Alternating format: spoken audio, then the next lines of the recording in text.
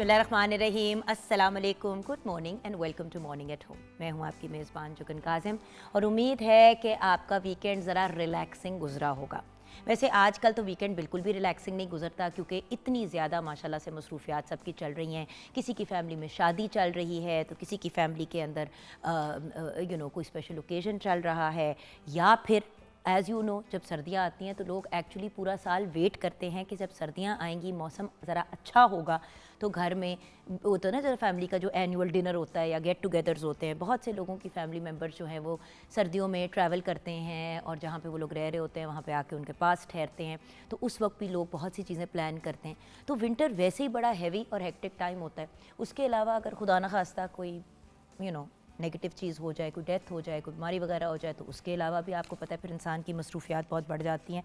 So ultimately winter, specially winter, क्योंकि सर्दियों में बच्चों वगैरह की तो छुट्टियां हो जाती हैं लेकिन बड़ों की एक्चुअली छुट्टियां नहीं होती। गर्मियों में ये होता है कि लोग थोड़ा सा टाइम ऑफ ले लेते हैं तो थोड़ा सा बड़ों को भी रिलैक्स करने का मौका मिल जाता है कि भी बच्चों की गर्मियों की छुट्टियां हैं, हम हफ्ते की छुट्टी ले लें, 2 हफ्ते की ले लें।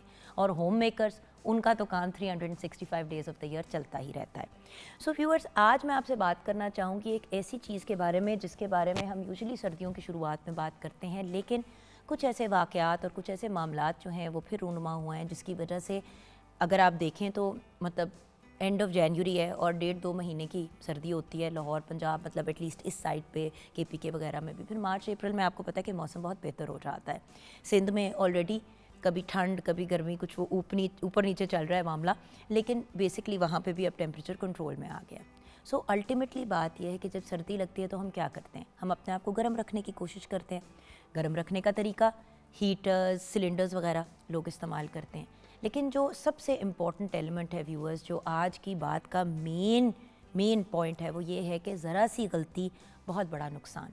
बात यह है कि आज एक पब्लिक सर्विस मैसेज देना चाहती हूँ आपको, गैस और स्पेशली हीटर्स के पॉइंट ऑफ व्यू से गाइडेंस, क्योंकि व्यूअर्स देखें, हम बहुत सी बातें करते हैं प्रोग्राम में इधर उधर की, ये वो, लेकिन जो ये इम्पॉर्टेंट चीज़ें होती हैं डे टू डे लाइफ की, ये भी एक ऐसी चीज़ होती है जिसको मद्देनज़र रखना चाहिए।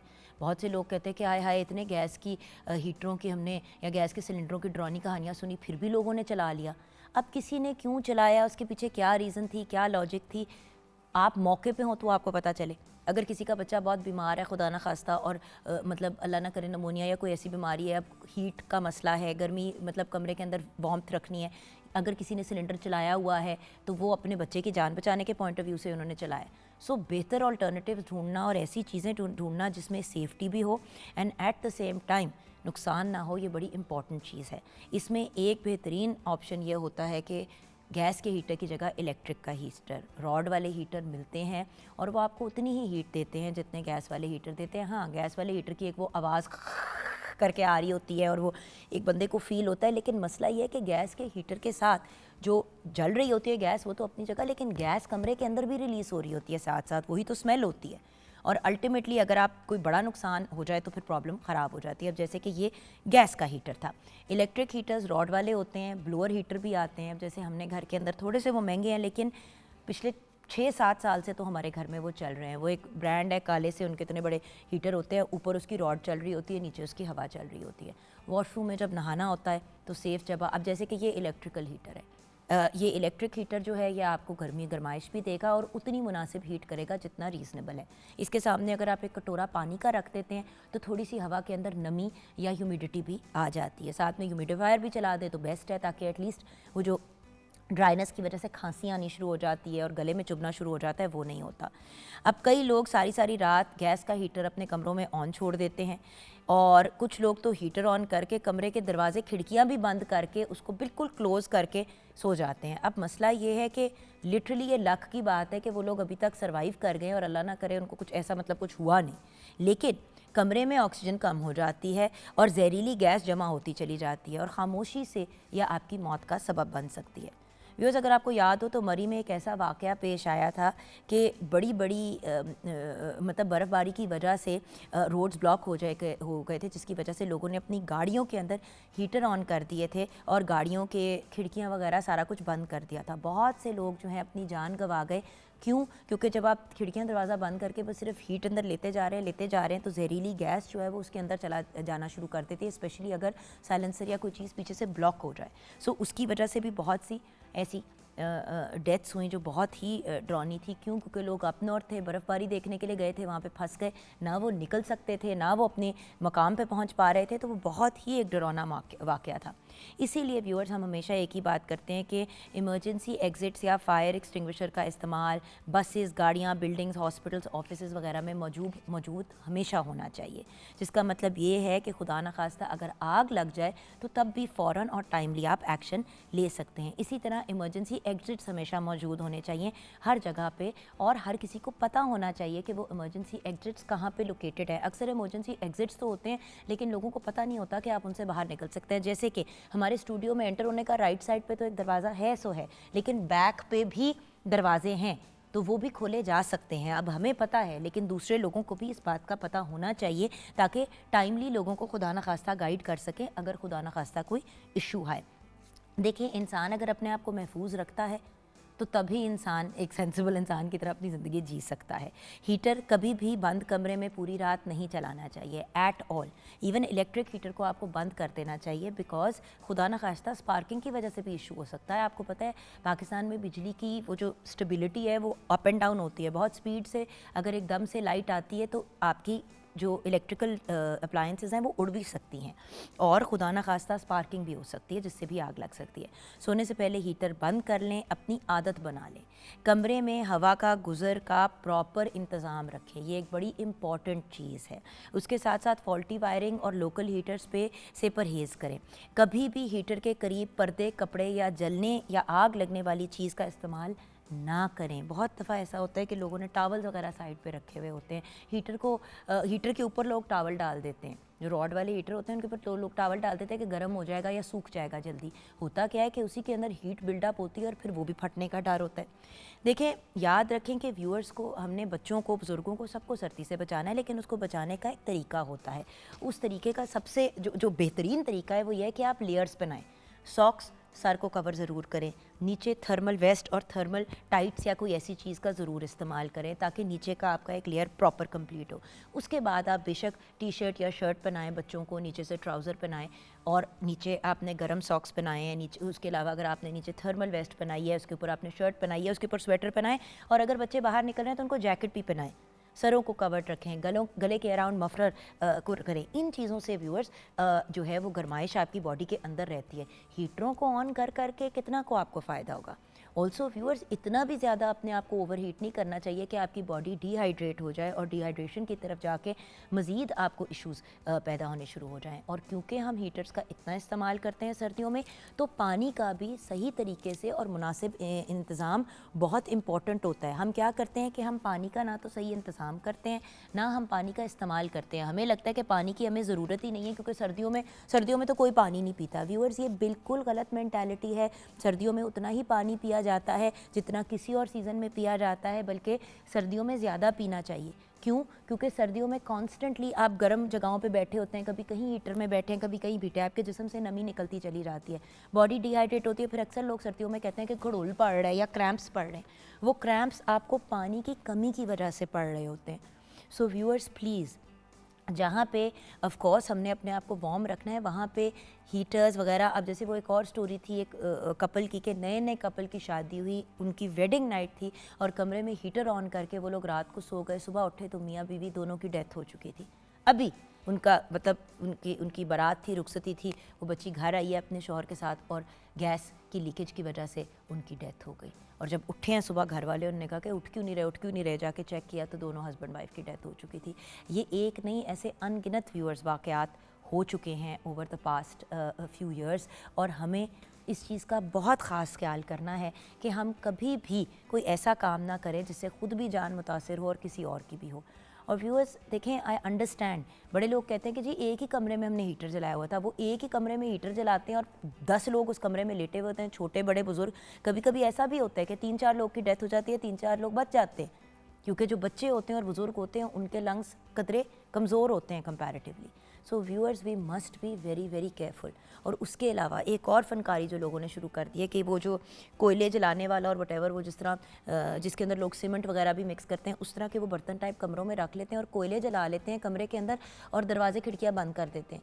व्यूअर्स कोयले तो लकड़ी से भी ज़्यादा डेंजरस हैं क्योंकि इतना ज़्यादा उनमें से कार्बन मोनोऑक्साइड निकलता है कि जब आप बंद दरवाजे में उसको जलाते हैं तो बेसिकली आप अल्लाह माफ़ी दे अपनी मौत का पूरा इंतज़ाम कर रहे होते हैं।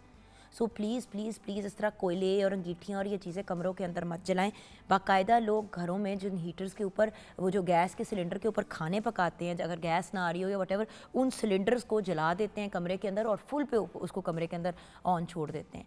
अब बच्चे, किसी छोटे बच्चे का हाथ भी लग जाए तो कितनी डेंजरस बात है, वो गिर जाए, फट जाए, कोई इशू हो जाए। Viewers please be very very careful. जान है तो जहान है। आइए किचन की तरफ बढ़ते हैं जहाँ शेफ़ फ़खरुन्निसा हमारा वेट कर रही हैं। अस्सलाम वालेकुम। वालेकुम अस्सलाम, कैसी हैं आप? अल्लाह का शुक्र। जी शेफ़। ये आपके जो वाक़यात के साथ मुझे एक रिलेटेड एक वाक़या याद आ गया। हमारी बहुत मतलब एक्सटेंडेड फैमिली के अंदर एक इसी तरह ही उन्होंने भी उनका छोटा 8 साल का बच्चा सोया हुआ था। उन्होंने बच्चे की सर्दी से महफूज करने के लिए हीटर चला दिया। वही जो ये प्रॉब्लम आती है, हम लोग कभी बॉदर नहीं करते। माँ जब फजर के टाइम पे उठी है तो बच्चे को उठा रहे हैं, बच्चा उठ नहीं रहा। वो आज भी उस ट्रॉमा से नहीं निकल सके और उससे मतलब रिलेटेड जो हम लोग यानी कि जो दूर के भी फैमिली मेम्बर्स थे वो भी इतने परेशान है। मैंने आज तक अपने घर में दोबारा हीटर नहीं ऑन किया इस डर के मारे कि मतलब एक ऐसा ये कि किसी की जान चली जाए और मतलब ऐसी हीट का, या इसके अलावा हम कितने प्रिकॉशंस कर सकते हैं। बात पता है क्या है कि ये ना हम लोग रियलाइज़ नहीं करते हैं कि कितना बड़ा नुकसान हो सकता है। एक्चुअली सबसे बड़ी प्रॉब्लम ये होती है, हम सोचते हैं ये मेरे साथ नहीं हो सकता, दूसरों ने कोई बेवकूफ़ी की होगी, कोताही की होगी। क्या किया होगा भाई, मियाँ बीवी की शादी हुई, उन्होंने हीटर कमरे में लगा दिया, उनके बंद कर दिया, वो गैस लीक कर गई, उनकी डेथ हो गई। इसमें कोई एक्स्ट्रा फनकारी उन्होंने तो नहीं की।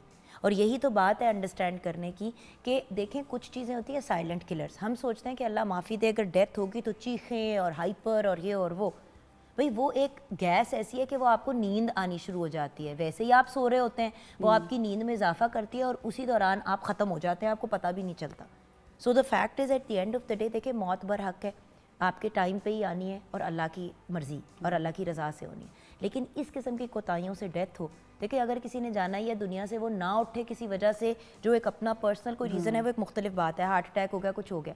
लेकिन गैस की लीकेज की वजह से पूरी की पूरी फैमिली ख़त्म हो जाए क्योंकि किसी एक शख्स ने सोचा कि ये एक अच्छा आइडिया है। सो अल्टीमेटली हमें एहतियात करनी चाहिए। और अगेन एक और चीज़ जो लोग बड़ी गलत करते हैं, जिससे फट भी जाती है, गैस के पाइप्स भी फट जाते हैं और लोगों के घर में बड़े बड़े नुकसान हुए, पूरे पूरे किचन्स को आग लगी है।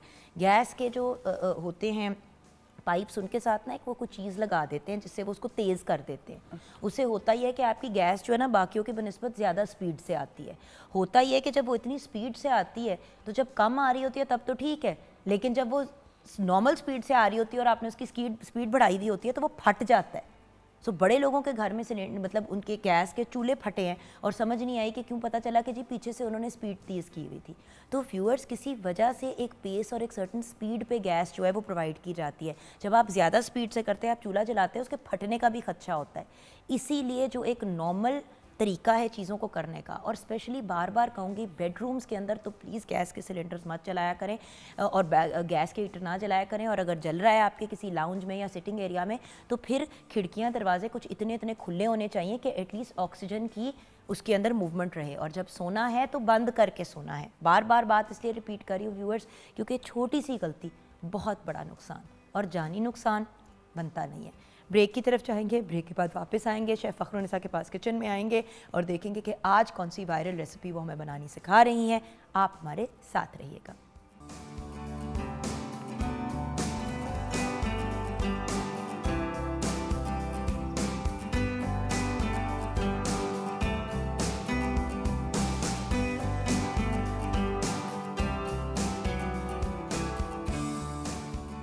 Welcome back from the break viewers. I hope कि everyone's having a lovely morning. हम लोग भी सुबह सुबह कबाब फ्राई करने लगे। अब आप कहेंगे कबाब क्यों फ्राई कर रहे हैं, ये तो यही लड़की बताएगी जिसके किचन में हम आ गए हैं। भाई लड़की क्या करवाने वाली हो मुझसे आज? हम बनाने लगे हैं कबाब पुलाव। सुबह सुबह कबाब? बस देखें, अब हम इन वायरल जो डिशेस को हम ज़रूर ट्राई करके देखेंगे। पहले किसी टाइम पे ना ये मोती पुलाव के नाम से होता था, जो हमारी अम्मियाँ लेकिन वो बनाती फिर थी, वो मोती के छोटे छोटे से हाँ। बॉल्स बनाए जाते थे। अब उसको इन्होंने ज़रा जदीद तौर पे कबाब की तरफ उसको कर दिया है। टेक्नोलॉजी। हाँ, और अब हम भी इसको ट्राई करके देखेंगे कि कैसे बनते हैं भाई ये। देखो, मोती पुलाव का पता क्या होता था, विद ऑल ड्यू रिस्पेक्ट जान, वो कीमा सा बन जाता था। हाँ जी। वो छोटे छोटे से होते हैं, या तो अगर आप उनको ओवर फ्राई कर दो तो वो अंदर से सख्त हो जाते हैं। तो मेरा मोती पुलाव से गिला ये होता था कि देखिए, आप जब पुलाव या बिरयानी बनाते हैं तो आपकी प्रायोरिटी क्या होती है कि आपके चावल भी ठीक हों और साथ में आपके जो गोश्त है वो नरम हो। लेकिन अगर आपका गोश्त पत्थर की तरह सख्त हो जाएगा तो फिर उसका जायका वो नहीं आएगा, राइट? ऐसे इस वजह से इम्पॉर्टेंट है कि आप चीज़ों को तरीके से और उसकी शेप को भी देखें। मोती पुलाव का कॉन्सेप्ट बहुत अच्छा है, लेकिन वही चीज़ है ना कि वो फिर बहुत बड़े हो जाते हैं, वो बहुत छोटे पीसेस हो जाते हैं। इतने इतने से तो लोग बनाते हैं, और लोग ना ओवर कुक करके उसको बहुत ड्राई कर देते हैं। हम अक्सर मीट को बहुत ओवर कुक करते हैं और समझते हैं बहुत अच्छे से हमने इसको कुक कर लिया, लेकिन वो हमेशा ड्राई हो जाता है, अंदर से उसके जूसेस सारे खत्म हो जाते हैं और वो वाकई बहुत हार्ड सा वो और पीस फिर वो बन मज़ा जाता नहीं था। आता ना उस तरह से खाने का। सो द पॉइंट है सब, जैसे कि आपसे बातें करते करते यही मौके पे आप ये कबाब हाफ टन करके पहले भी रख सकते हैं। ये आप करके निकल गए, बाद में आपने अपना बाकी चीज़ों को ट्राई कर लिया। और इनको इतना कोई टाइम नहीं लगता बनने में, आपने इनको एक तरह से हाफ डन ही करना है, राइट जी। कि आपने एंड में जब डाला तो दम में बाकी का पक जाएगा। तो ये टाइमिंग आपने प्रॉपर तरीके से गेज करनी होती है। ये लीजिए, हमने सारे कबाब जो हैं वो फ्राई होने के लिए डाल दिए। तब तक आप अपनी इंग्रेडिएंट्स बता दें हमारे व्यूअर्स को। कबाब पुलाव की रेसिपी के लिए सबसे पहले हम कबाब का जो है मैं आपके साथ रेसिपी शेयर कर रही हूँ, जिसके लिए हमने चिकन का कीमा लिया है 750 ग्राम, प्याज हमने लिए हैं 4 अदद, हरी मिर्चें 7 से 8 अदद, अदरक लहसुन का पेस्ट 2 खाने का चम्मच, घी 2 खाने का चम्मच, नमक हस्बे जायका, सुरख मिर्च पाउडर 1 खाने का चम्मच, ज़ीरा 1 खाने का चम्मच, सूखा धनिया 1.5 खाने का चम्मच, गरम मसाला चौथाई चाय का चम्मच और चिली फ्लेक्स धड़ा मिर्च 1.5 खाने का चम्मच। इन सब चीज़ों को मिक्स करके हम अच्छे से जो है उसका कबाब का मिक्सचर तैयार कर लेंगे और उसको 1-2 घंटे के लिए फ्रीज़र में रखेंगे और उसके बाद इसको हम कबाब की शेप देकर इसको फ्रीज़ कर लें, चाहे आप उसी टाइम इसको यूज़ कर लें। अब इसके साथ हम पुलाव की रेसिपी शेयर करती हूँ। चावल उसके लिए हमने 1 किलो, प्याज 3 अदद, ज़ीरा 1 खाने का चम्मच, काली इलायची 2 अदद, जावित्री 2 छोटे टुकड़े, बादियान के फूल 2 अदद, दालचीनी 1 टुकड़ा, तेज़ पत्ते 2 से 3 अदद, अदरक लहसुन का पेस्ट 2 से 3 खाने का चम्मच, टमाटर 2 अदद, नमक 1.5 खाने का चम्मच, धड़ा मिर्च जो सो चिली फ्लेक्स होते हैं वो आधा खाने का चम्मच, काली मिर्च 1 चाय का चम्मच, धनिया पाउडर 1 खाने का चम्मच, दूध 750 मिलीलीटर और उबला पानी 750 मिलीलीटर, लीमू का रस 2 खाने का चम्मच, सब्ज़ मिर्च 4 से 5 अदद और खुश्क खुबानी 8 से 10 अदद। अब देखें ना, ये ऑलमोस्ट एक रिप्लेसमेंट है फॉर जो दूध आप डाल रहे हैं, जो अक्सर लोग दही डालते हैं उसमें डालने के लिए, बनाने के लिए। तो अगर आप दही की जगह दूध भी डाल देते हैं तो बड़े मज़े का और नरम नरम आपका पुलाव तैयार होता है। अब ये देखें ना, यहाँ पे कबाबों को एक दफ़ा मैं खुद टर्न कर रही हूँ, बाकी अब ये जब रेडी हो जाएंगे तो हम इनको बस रिमूव कर देंगे और इसी के बेस के अंदर हम फिर अपना पुलाव भी तैयार कर सकते हैं, राइट? और ये कबाब आपने तैयार करके रखे हो, आप घर पे गेस्ट हैं, इनको फ्रीज़ किया हो, ये वैसे भी इनको फ्राई करके रखा जा सकता है। कबाबों का मसाला तैयार किया जा सकता है। कबाब बड़ी जगहों पे आपके जो है ना जो है यूज़ हो सकते हैं। बिल्कुल। आगे देखो ना, आगे रमज़ान भी आ रहा है, तो आपने उस पॉइंट ऑफ व्यू से भी अपनी तैयारी को प्रॉपर तरीके से मुकम्मल कर सकते हैं। बिफोर हैंड चीज़ें कर लेते हैं ना तो उसका फिर आपको फ़ायदा होता है। मुझे अफसोस इस बात का होता है कि हम इतना लास्ट मिनट पे ना चीज़ें छोड़ देते हैं और फिर उस वक्त मौके पे जो है ना बंदा परेशान हो रहा होता है। ऐसे भी मैंने लोग देखे जिनका नोन है घर के, यार इनके घर में बड़ा लजीज खाना बनता है, लेकिन वही वाली चीज़ होती है कि टाइमिंग की वजह से चीज़ें ऑफ हो जाती हैं। So we just have to be a little bit careful कि एक दफ़ा कबाबों को स्पेशली जब आप फ्राई कर रहे हैं तो उनको अपनी प्रॉपर शेप की तरफ आने दें। अच्छा, उसके बाद हम फिर क्या करेंगे? एक दफ़ा ये कबाब निकल आए तो कबाब निकल के इसी ऑयल के अंदर, क्योंकि इसी के अंदर इसके जूसेस और सारे फ्लेवर्स हैं, इसको हम वेस्ट नहीं करेंगे। इसी ऑयल के अंदर हम जो है प्याज को फ्राई करेंगे और उसमें बाद जो है ये थोड़े जो खड़े मसाले हैं हमारे वो डालकर उसको थोड़ा सा भूनेंगे। जैसे प्याज हल्का सा कलर चेंज करेगा तो हम उसमें जो है टमाटर और डाल के दूसरे नमक मसाला जो बाकी के सारे स्पाइसेस डाल के तो इसको हम अच्छे से भून लेंगे और उसमें फिर पानी और अपना दूध डाल के जैसे हम चावल डालते हैं उसके मुताबिक इसको चावल डाल के जैसे सिंपल पुलाव डालें और लास्ट में बस हम इसको कबाब ऐड करेंगे। कबाब हम पहले नहीं ऐड करेंगे क्योंकि वो फिर वही बात ओवर कुक हो जाएगा और वो टूटने का भी रहता है। तो अब इनको हमने कितना और कुक करना है? बस इसको लिटरली बस 1 आधा मिनट और इसको करके कि अच्छे से इसको कलर भी आ जाए। थोड़ा सा हम हाई फ्लेम कर लेते हैं ताकि इसको जल्दी से कलर आ जाए और हम इसको निकाल लेंगे ताकि ये टूटें भी ना। क्योंकि बात यह है कि फ्लेम हम जितना इसका हाई रखेंगे, नहीं फ्लेम तो उतना ही हाई है भाई दोनों साइडों पे। मैंने कहा शायद यहाँ पे हमें ज़रा हायर फ्लेम मिल जाए। बात यह है कि कुक भी करना है उसको, एट द सेम टाइम टूटने भी नहीं देना। मेन इसकी फनकारी यही है व्यूअर्स, जो सच्ची बात है कि वो ब्रेक ना हो। और अगर आप इसको ऐसे ही हिलाएंगे तो वो ज़रा बेहतर ऑप्शन हो जाता है, बिकॉज फिर आपका बहुत ज़्यादा उसको तोड़ने की तरफ नहीं जाती चीज़। अंदर से वो अपनी शेप को होल्ड कर लेगा ना एक दफ़ा, तो उसके बाद आपको कोई इशू नहीं होगा। ये चिकन मिन से तो बहुत जल्दी कुक हो जाएगा। हाँ, मेरे ख्याल से तो अगर हम ऑलमोस्ट कुक है, बस इसको कलर आ जाता है तो हम इसको निकाल लेते हैं। ये देखिए ना, क्योंकि एक साइड से कलर आ गया, इसको थोड़ा थोड़ा करके मैं आपके सामने मूव कर रही हूँ।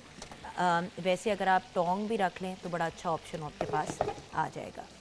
अभी देखिए ना, जैसे कि ये कबाब को देखें, इसके अंदर ना कलर आ गया है। थोड़ा सा हम इसको और कुक करेंगे and it will be done. बात यही है कि व्यूअर्स, हम लोग वायरल रेसिपीज़ देख के ना एक्साइटेड होकर फ़ौरन जो है ना ऑर्डर ऑनलाइन प्लेस कर देते हैं। हमारा पॉइंट सिर्फ इतना है कि ऑनलाइन ऑर्डर प्लेस करने से पहले एक सेकंड के लिए कंसीडर तो करें कि ये आपके लिए वायबल चीज़ है भी नहीं भी है। ऑल्सो अगर आप ये घर पे खुद बना सकते हैं तो क्यों आप इतना खर्चा अपना बढ़ा रहे हैं बाय, वो जो कहते हैं ना, going a bit crazy expense wise. और घर पर आप उसको अपने टेस्ट के मुताबिक जो आप कम ज़्यादा करना चाहें आपके अपने हाथ में, आप इसको जिस तरह चाहें इसको फ्लेवरफुल बनाएं। मुझे नहीं लगता कि बाहर वाले कभी दूध या दही का यूज़ करते होंगे, वो यकीनन अपने उसको करने के लिए दूध दही का इस्तेमाल नहीं करेंगे। नहीं जब करेंगे। घर पे बनाएंगे अपने लिए कितने अच्छी चीज़ें यूज़ करेंगे, ये हमें पता है। सही है जी, ये निकाल लूँ जी बिल्कुल कि नहीं? हाँ जी जी बिल्कुल सही हो गया। सो अब हम साथ साथ कबाब भी निकाल रहे हैं और साथ में जो हमने यहाँ कर दूँ मतलब आपके पास, मैंने कहा वो हमने वो उसको यूज़ किया था ना। अब बात वही है ना कि व्यूअर्स, अल्टीमेटली ये मैं खुद आपके सामने यहाँ पे खड़े होके क्यों आके चीज़ें करती हूँ, बिकॉज द फैक्ट इज़ कि लर्निंग एक्सपीरियंस होता है ये। और अगर इंसान ऑन ग्राउंड खुद चीज़ें कर करके ट्राई करता है तो फिर आपको समझ भी आ जाती है कि आपकी कैपेसिटी क्या है, मतलब आपके क्या क्या कर सकते हैं और क्या क्या नहीं कर सकते। और हमने लाइव करें तो यकीनन जितना टाइम इसको लग रहा है आपके सामने ही है, जो भी टाइम इसको लग रहा है, मतलब मौके पे जितना टाइम लग रहा है उतना ही लग रहा है। ये नहीं है कि कोई एक्स्ट्रा इसके अंदर हमने एडिशंस किए हैं या व्हाटएवर। और वही जैसे कि मैंने आपको कहा कि इतना उसको कुक करें कि वो अपनी शेप होल्ड कर ले। अब उससे अपनी शेप होल्ड कर ली है, अब आप आराम से इसको मतलब साइड पे कर दें। जब आप रेडी हैं इसके अंदर डालने के लिए तो तब डाल दें। डिपेंड कि आपने कुक कितने की हैं अपने कबाब। अगर आपने इतने कुक कर लिए हैं कि वो अंदर से पूरे डन हो गए हैं तो फिर आपने सिर्फ हल्का सा थोड़ी देर के लिए डालना है। और अगर आपके कबाब जो हैं वो हाफ़ टन है, जैसे हमने अभी हाफ़ टन किए हैं, तो आप बेशक उसके अंदर एक तय डाली आपने, फिर आपने एक तय इनकी डाली, फिर आपने चावलों की तय डाली और आपने इसको फ्राई कर लिया और मतलब इसको उसके अंदर डाल के कुक होने दिया इनसाइड इट, तो बड़ा मज़े का फ्लेवर आ जाएगा। बस it's just a matter of, मतलब टाइम की बात है, टाइम देने की बात है और तरीके से चीज़ करने की बात है। अब देखें ना, इसके अनियन सारे के सारे जो हैं वो अंदर से निकल आए हैं एक्स्ट्रा। हम प्याज जितने जूसेस हैं चिकन के अंदर से भी वो सारे फ्लेवर इस ऑयल में ही रहेंगे और हम इसी के साथ हम आगे से इसको और इसीलिए हम इसी ऑयल को इस्तेमाल करें। अब इसमें से निकालना है कुछ ऑयल या बस? नहीं, मैं ऑयल थोड़ा सा कम करूँगी। करेंगी, हाँ ठीक है। तो आप मुझे अब वो अनियंस भी ला दें ताकि हम मसाले की तरफ चले जाएँ, क्योंकि viewers literally it takes a few minutes after this to cook. It's not a लंबी चौड़ी कहानी जो आपको बहुत देर तक आपको लेके करनी पड़ेगी। It's actually quite easy. थोड़ा थोड़ा आपने इन चीज़ों को रेडी कर लिया। इसमें से ऑयल हमने थोड़ा सा निकालना है, इसके लिए मुझे स्टील का चम्मच चाहिए होगा। थोड़ा सा इसमें से ऑयल निकाल लेते हैं।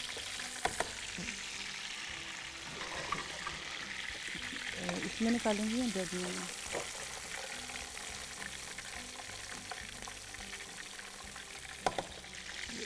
कढ़ाई के अंदर मैं डाल देती हूँ ताकि वो, कितना को निकाल, मेरे ख्याल से हाँ जी निकाल दें इसमें, मतलब एक और हमने इसमें से इनफ ना, हाँ जी। बट एक और चीज़ प्लीज़, ग्लास की चीज़ों में मत डाला करें इस तरह चीज़ें, क्योंकि ये मैं कर चुकी हूँ अपने साथ। इसी तरह शीशे की एक चीज़ में डाल दिया था, और वो इसी तरह करके ना। प्लास्टिक की चीज़ में तो बिल्कुल भी नहीं। कई लोग प्लास्टिक की चीज़ अब में ये डायरेक्ट प्याज डाल दूं, निकालते हैं। हाँ जी, अदरक प्याज लहसुन का। डाल दें। अब ये देखें ना कि उसी के अंदर आपके ये मसाला भी तैयार हो जाएगा। जैसे ही आपका मसाला तैयार होगा हम चावल भूनने के लिए डाल देंगे इनमें को। ये प्याज लाइट से ब्राउन होते तो हम इसमें जो है अपने खड़े मसाले डाल देंगे सारे, हाँ जी। और इसको भी साथ इसके भूनेंगे ताकि इसके अंदर अच्छे से उसका अरोमा जो है ना वो हो जाए इन्फ्यूज। अच्छा, उस दिन ना मैं एक जगह देख रही थी, लोगों की एक और बड़ी बुरी हैबिट है जान, जहाँ तक आपकी अगर हम बात करें इसकी गैस की हम बात करें और गैस के बेजा इस्तेमाल की बात करें, तो एक प्रॉब्लम तो व्यूअर्स मैं ज़रूर आपके साथ शेयर करना चाहूँगी जो मुझे भी बड़ी हैरान करती है। वो ये कि आप जैसे चूल्हे में अगर आप किचन में खड़े होकर कुकिंग कर रहे हैं, देखिए आपको गरमाइश ऑलरेडी मिल रही है, ये वाला चूल्हा जला के फुल स्पीड पे अक्सर ऐसा होता है कि सिलेंडर फट जाता है। और गैस का ज़्यादा कितना है कि हमारे पास ऑलरेडी इन चीज़ों की शॉर्टेज है, बिला वजह की एक साथ में एक जो है हीट क्रिएट करने के लिए। हाँ। तो जी पास से दूसरा चूल्हा एक एक्स्ट्रा में चला दिया। ये लेमन, ये लेमन हाँ, जूस ये ही लेमन हम जूस है, लास्ट हाँ, में ठीक है, डालेंगे। बिल्कुल सही। हाँ, सो बात ये है कि एक तरीका होता है ना चीज़ों को भी करने का। होता ये है कि हमें लगता है कि ओ ये वाली चीज़ कर लेते हैं, इसके ये इससे हमें फ़ायदा। My point is always be sensible and look at your options and your alternatives. देखिए सिंपल बात है, इतना सा किचन होता है, ज़्यादातर लोग क्या करते हैं किचन का दरवाज़ा भी बंद कर देते हैं, खिड़कियाँ भी बंद कर देते हैं और कहते हैं कि किचन गर्म हो जाएगा। अच्छा, बच्चे साथ बिठा लेते हैं। ये तो बस वही बात है कि सेंसिबल ना लोग चलते हैं इस चीज़ को, और ये खुद से सोचें कि हम अपने बच्चों के खुद के साथ तो ज्यादती कर रहे हैं, साथ में हम अपने छोटे छोटे बच्चे और पता है क्या family करते हैं, वो members- बच्चा छोटा सा अपने कॉट में प्रैम में होगा, उसको लेके लिटा के उसको अंदर कमरे में वहां पे ही रख देंगे। साथ में हांडी भी पक रही है, चूल्हा भी जलाया हुआ है, साथ में दूसरा चूल्हा भी जलाया हुआ है, कभी गरमाइश है। होता ही है कि वो बार बार, और देखो जस्ट बिकॉज आपको उस वक्त मौके पे कोई असर ना हो, लेकिन आपके अंदर तो वो जहरीली गैस जा रही है और बार बार जाएगी तो आपके फेफड़ों पे कितना वो डैमेज करेगी, ये भी तो अंडरस्टैंड करने वाली बात है। ये डाल दूं अंदर? हाँ जी, ये डाल दें। ये अब देखिए हमने अपने खड़े मसाले जो हैं वो इसके अंदर डाल लिए ताकि हम उसको भून लें। जितनी देर में ये भुनेगा उसके बाद तो अब हमारा उसमें नेक्स्ट टमाटर स्टेप डालेंगे। क्या है? हाँ, क्या? इसमें हम इसके बाद टमाटर डाल देंगे, ज़रा सा इसका कलर आ जाता है। बिल्कुल हम ये ठीक है। टमाटर ऐड कर देते हैं। अच्छा, आप पुलाव में टमाटर डाल रहे हो, बड़े लोग नहीं डालते। हाँ, बस ये थोड़ा सा वही बता रहे कि वायरल जो रेसिपीज़ है हम उसको क्योंकि देखते हैं इससे क्या डिफरेंस आता है। हम भी तो देखें ना कि ये हम क्योंकि नॉर्मली जब घर में पहले पुलाव बनाया करते थे उसमें टमाटर नहीं यूज़ किया जाता था, बिल्कुल नहीं होता तो लेकिन अब ये सब ने शुरू किया है, तो देखते हैं इससे क्या हमारे फ्लेवर में, हम भी ट्राई करते हैं और आपके साथ भी एक्चुअली शेयर पता है करेंगे। क्या है कि हर बंदा जो है ना वो अपनी अपनी फनकारी कर रहा है किचन में, और हर बंदे की अपनी अपनी मज़े मज़े की वो रेसिपीज़ जो हैं वो रूनुमा हो रही हैं। कुछ हद तक लोग कंटेंट के पॉइंट ऑफ व्यू से भी इस तरह की चीज़ें बनाते हैं, लेकिन zaika is the most important thing. Please remember viewers कि जब हम जब भी बात करते हैं खाने पीने की, स्पेशली बनाने की, तो it has to be at least उसका जायका तो एक्सेप्टेबल हो, यू नो। अच्छा, अब इसका क्या करूँ? बस इसको 1 मिनट और कर लेते हैं, हल्का सा इसको कलर चेंज हो जाता है ताकि जो हमारे अच्छा, पर पुलाव का टमाटर कलर के भी- बाद नेक्स्ट स्टेप क्या है? टमाटर के साथ ही हम ये जो अपने स्पाइसेस हैं, नमक, जो मिर्च और ये सब चीज़ें बकाया रिमेनिंग स्पाइसेस हैं वो सारे डालकर हाँ। इसको बस चंद मिनट इसको करेंगे और साथ ही खुशबुनी ऐड कर देंगे, और हम अपना पानी और दूध डाल के जैसे हम उसको बॉयल आने देंगे, फिर उसमें हम साथ अपने जो सोक किए हुए राइस हैं वो उसमें ऐड कर देंगे। और जब दम का टाइम आएगा दम तो के टाइम कबाब पे हम जो है कबाब और ये ग्रीन चिली वगैरह हम तब ऐड करेंगे। तब डाल के उसको हम वो कर देंगे। बिल्कुल ठीक है। अगर आप कहती हैं तो मसाले डाल दूं अभी भूनने के लिए? टमाटर डाल लें पहले और- मसाले भून लेते हैं। हाँ? ठीक है, ये डाल दें। हाँ, थोड़े से मसाले भी भून जाएंगे, उससे फिर हम एंड में टमाटर की तरफ जाके फिर हम ब्रेक की तरफ चले जाएंगे। अच्छा, the reason I like to भूनो the masalas a little bit, even जो ये कुटे हुए मसाले होते हैं, बिकॉज हल्का सा ना उसके अंदर से, अब देखिए ना वो टोस्टी सी खुशबू निकल रही है खुशबू उसमें से आना शुरू धनिए हो में जाती से। जब हम उसको डायरेक्ट डाल देते हैं लिक्विड चीज़ में तो वो फ्राइड वाली टोस्टेड वाली खुशबू नहीं आती है। सो अगर बना ही रहे हैं पुलाव, अच्छा इसके अंदर इसको आप ऑब्वियसली यखनी के साथ भी कुक कर सकते हाँ हैं। जी, ऐसे ही है। यहाँ पे इसमें क्यूब डाल सकते हैं या इसको यखनी के साथ आप इसको कर सकते हैं। हम क्योंकि इसमें कबाब डालेंगे और उसी के जूसेस के साथ इसमें फ्लेवर आ जाएगा, लेकिन अगर किसी और चीज़ का आप बना रहे हैं तो उसमें आप यखनी ज़रूर मतलब इसमें भी आप ऐड करें, जितना जो है चीज़ें आप ऐड करते जाएंगे और इसमें उतना ही फ्लेवर और जो है हेल्थी ऑप्शन होती जाएगी। अच्छा, मैं वैसे पहली दफ़ा ज़िंदगी में पुलाव में टमाटर डाल रही हूँ, लेकिन खैर मैं समझ रही हूँ कि हम वायरल रेसिपी फॉलो कर रहे हैं, तो ऐसा करते हैं कि ब्रेक की तरफ चलते हैं। व्यूअर्स, लिटरली अब इस स्टेज पे जैसे कि शेफ़ फ़खरुन्निसा ने बताया, आपका काम ऑलमोस्ट डन है। आपने बस इसको थोड़ा सा टमाटर को कुक करना है। ये जितनी देर में हम ब्रेक में होंगे उतनी देर में टमाटर भुन जाएगा, उसके बाद उसके अंदर पानी और दूध जाएगा, ये खुबानी हम डालेंगे dry, and that's it. And उसको चावल पक जाएंगे एंड देन लेयरिंग के साथ आप अपने कीमे वाले कबाब, मतलब चिकन कीमे के कबाब, और साथ में आप उसके अंदर अपनी हरी मिर्ची वगैरह डाल के सर्व कर देंगे। तो ब्रेक की तरफ चलते हैं। ब्रेक के बाद जब वापस आएंगे अब हम बात करेंगे साग पे और शलजम पे, बेसिकली स्पिनच एंड टर्निप्स पे बात करेंगे विद ज़ैनब गोंडल।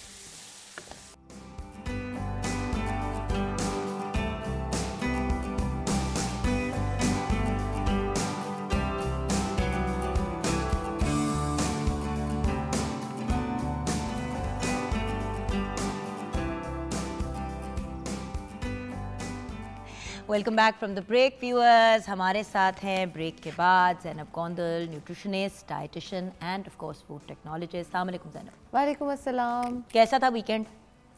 ठीक था। ठीक था। इसका एक्सीडेंट हुआ है इसलिए ज़रा हमें बताना नहीं चाह रही। मैंने कहा मैं ज़रा ऑनर ही बता दूँ। हाँ जी, ठीक है, अल्लाह का शुक्र है, इसलिए मुस्कुराहट है चेहरे पे। इसके साथ ना ये बेचारी जब भी कोई भी अपना एडवेंचर प्लान करती है, इस्लामाबाद जाना था किसी काम के लिए, वहाँ से काम कर के वापस आई है तो आते गाड़ी मार ली। खैर खुद तो नहीं मारी, आपकी गाड़ी में आके बाकायदा किसी ने एग्जैक्टली मैं तो खड़ी हुई थी, अब कोई और आए आके हिट करे और उसके बाद, और गाड़ी हिट करने के बाद ही करके दांत निकाल के आप गाड़ी चला जाए तो बंदा क्या कह सकते हो आप किसी ये भी इनके साथ हुआ है। सोचिए व्यूअर्स, अब देखिए मजाक अपनी जगह, लेकिन वही वाली चीज़ जो मैं हमेशा कहती हूँ ना व्यूअर्स, की छोटी सी गलती पे बहुत बड़ा नुकसान हो जाता है। अभी हमने प्रोग्राम के आगाज़ में बात की गैस की, और गैस के सिलेंडर्स जो लोग जला रहे हैं घरों के अंदर, गैस के चूल्हे अपने बेडरूम्स के अंदर लगा के ऑन कर देते हैं कि गर्मी।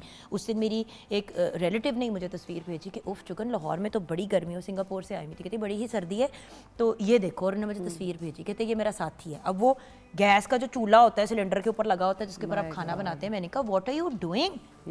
मैंने कहा पढ़े लिखे हो, क्या कर रहे हो? आगे से नहीं जुगन बहुत सर्दी। मैंने कहा सर्दी वॉट एवर, जाए इलेक्ट्रिकल हीटर लाए। फिर मैंने इलेक्ट्रिकल हीटर खरीद के उनके घर भेजा कि जी आप ये लगाएं। मतलब अल्लाह ना करे। तो बात ये कि पढ़े लिखे लोग भी, हर बंदा, तो ये छोटी सी एक मिस्टेक होती है बिल्कुल ऐसे जो बहुत बड़ा भंड बन जाते हैं। इसी तरह जब लोग गाड़ी सोचे समझे बगैर चलाते हैं तो उससे किसी की जान जा सकती है। हैरान थी कि आप जब सड़क पे निकलते हो, आप प्लान करते हो कि अच्छा मैंने यहाँ जाना है, मैंने ये करना है, आप सिर्फ अपने रिस्पॉन्सिबल नहीं होते हो, आप जो इर्द गिर्द सारे लोग होते हैं जो उस रोड पे ट्रैवल कर रहे होते हैं, आप उन सबकी जान के भी रिस्पॉन्सिबल होते हो। आपको पता है मैंने हमजा को जब गाड़ी चलानी सिखाई तो मैंने उसको बार बार क्या कहा, मैं कहा बेटा पूरी दुनिया में आपने अपने आप को एक हिसाब से लेके चलना है और आपने रूल्स फॉलो करने हैं। पाकिस्तान में सबसे पहले आपने अपने आप को बचाना है और उसके साथ साथ अपने रूल फॉलो करने हैं रोड के। तो कहता क्या मतलब मामा? मैं कहा बेटा अगला रूल फॉलो कर रहा है नहीं कर रहा कुछ नहीं पता, ट्रू, कोई गारंटी नहीं है। ट्रू, रोड की इस साइड पे आपने इस तरह जाना है तो उधर से इधर इस तरह करके तो 3 लोग भी आ रहे होंगे, क्योंकि बिल्कुल। और अल्लाह का शुक्र है कि हमारी ट्रैफिक पुलिस बहुत विजिलेंट हो गई है और बहुत बड़े बड़े फाइन्स भी अब लोगों के लग रहे हैं। शुक्र है मोटरवे तो बहुत अच्छे हालात हो गए हैं।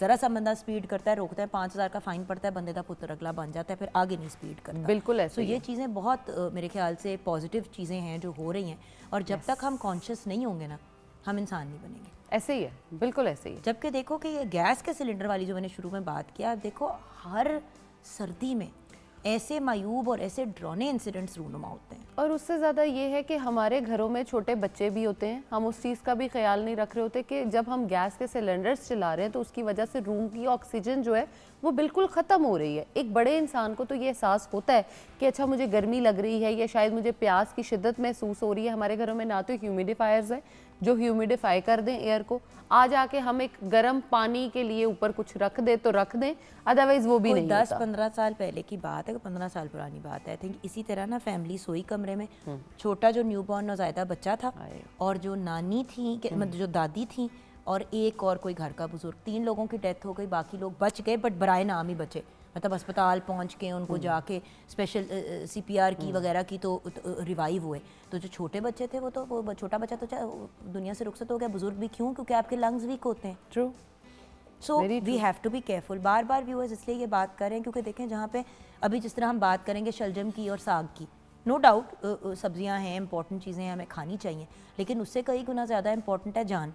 और आजकल इस किस्म के इतने मामलात वीकेंड पे इतने डरावनी स्टोरी सुनने को मिली हैं ज़ैनब कि मैं हैरान हूँ कि हम अभी भी ऐसी चीज़ें कर रहे हैं इतनी नॉलेज के बाद।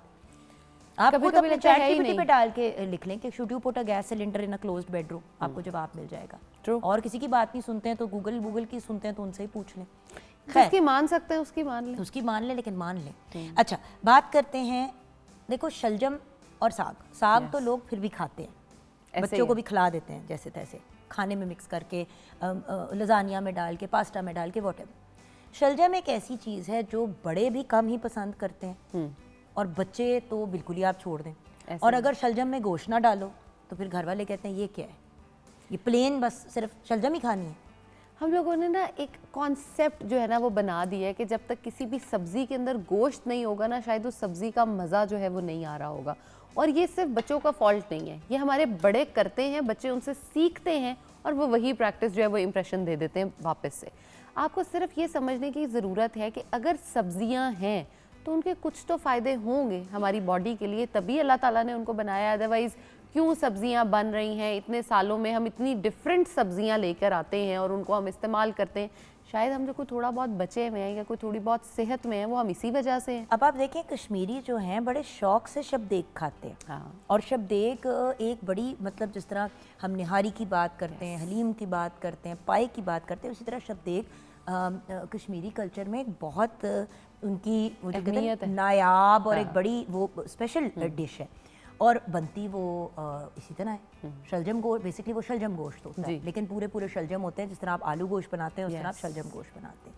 अब अगेन कश्मीरी बच्चे तो खा लेते हैं क्योंकि वो बचपन से खाते आ रहे हैं, लेकिन अगर मैं अपने पंजाबी बेटे को, हसन को खिलाने की, अब हमजा जो है वो बड़े शौक से शलजम गोश्त भी खाता था। क्यों? क्योंकि उसको आमना चाची खिलाती थी, वो कश्मीरी थी, आदत डली हुई थी। आदत डली हुई थी। अब हमारे घर में एक्चुअली शबदेग बनाना भी नहीं आता किसी को, ट्रू। तो शलजम की नॉर्मल सब्जी बनती है और लिटरली 2 बुर्कियां बच्चे रोटी के साथ खा लेते हैं, उसके बाद वो कहते हैं कुछ और दो। अच्छा, शलजम जो है ना ये बेचारा उसका इसलिए टेस्ट भी थोड़ा सा है, होता है, लेकिन उसके रीजंस हैं उसके पीछे भी कि वो थोड़े से। अच्छा, सिर्फ हम शलजम की बात नहीं करेंगे, हम शलजम के पत्तों की भी साथ बात करेंगे। अच्छा, जो हम उतार के बड़े आराम से साइड पे फेंक देते हैं कि जी ये बड़े यूजलेस से हैं। आज के बाद मैं उम्मीद करती हूँ कि हम शलजम के पत्ते भी इस्तेमाल करेंगे और शलजम भी इस्तेमाल करेंगे। अगर शलजम आपके बच्चे सब्जी के तौर पे नहीं खाना चाहते, फॉर एग्जांपल, तो आप उनको छोटे छोटे स्लाइसेस में बेक करके चिप्स के फॉर्म में भी बन जाते हैं, अब वो भी दे सकते हो। उसके ऊपर हर चीज़ में जो हम मसाले डाल रहे होते हैं तो इनके ऊपर थोड़ा सा मसाला डाल के अपने बच्चों को दो, चाट मसाला, की थोड़ा फॉर्म में नींबू दो। डाल दो तो बच्चे आजकल मसाला फ्राइज हर Exactly. जो फास्ट फूड चेन है उन्होंने भी देने शुरू कर दिए। क्या है, फ्राइड चिप्स हैं, उनके ऊपर आपने वो मसाला डाल डाल दिया। ट्रू।